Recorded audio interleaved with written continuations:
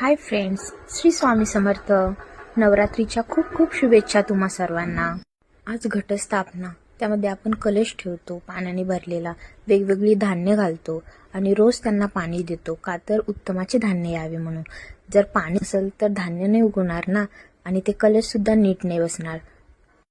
ते पाणी म्हणजे भक्ती आहे, कारण आयुष्यात जर भक्तीच नसेल तर बाकी सगळं असून सुद्धा व्यर्थ आहे.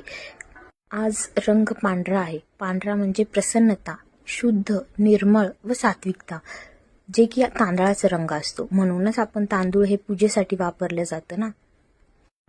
प्रत्येक कर्माची सुरुवात जर प्रसन्न मनाने केली तर आपल्याला उत्तम यश प्राप्त होतं. म्हणूनच म्हणतात ना, मन करारे प्रसन्न, सर्व सिद्धीचे कारण.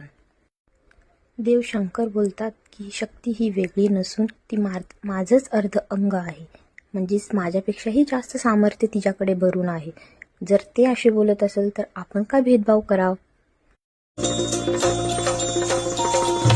धगधगत्या ज्वालेतून आली तूच जगन्माता, भक्ती दाटून येते आई नाव तुझे घेता. आई कृपा करी माझ्यावरी, जागवितो रात सारी.